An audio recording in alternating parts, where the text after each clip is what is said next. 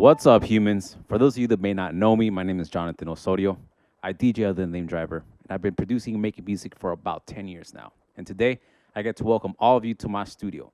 We're going to be breaking down DJ techniques. So if you're a beginner, intermediate, advanced, or pro DJ, or just somebody that's interested to really knowing like what the French fries goes on behind the turntables at festivals, events, clubs, live streams, whatever it is, well, we get to explore many techniques today. So now, if you're a beginner DJ, I invite you to ask these two questions. One is, what does this button do? And two is, what does this knob do? So what the game is, you're going to be pressing buttons and you're going to be turning knobs to see what it does. Like, just allow curiosity to guide you. Oftentimes, when I was starting as a DJ, I was scared to use everything.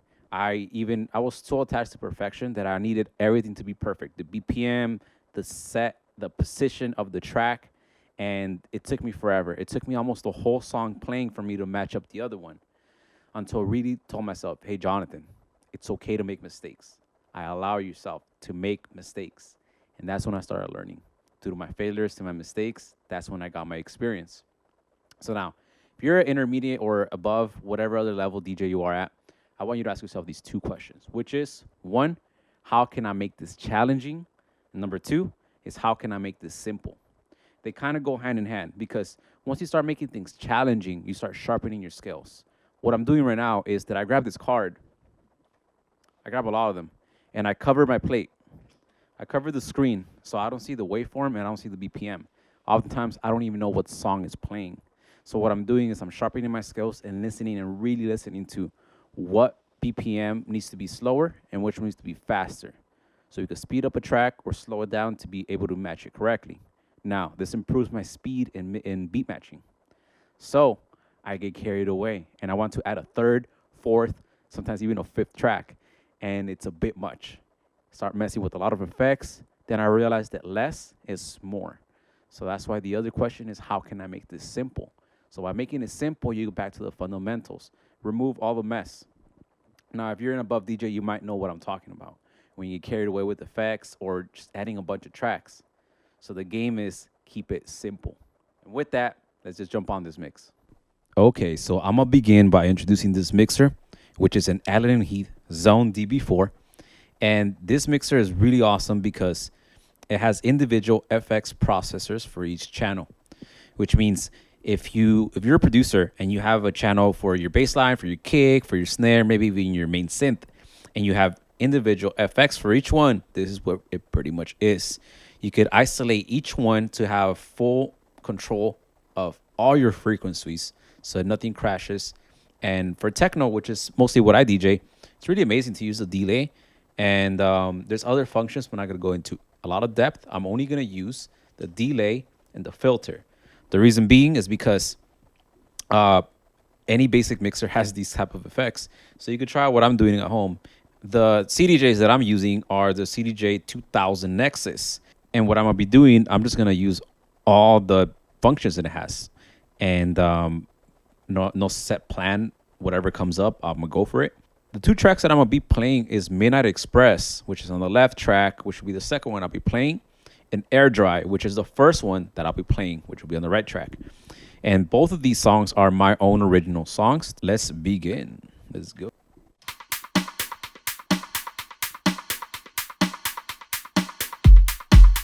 Another cool feature that this mixer has is the ability to change from an isolator type of EQ from a regular EQ and use it as a filter as well.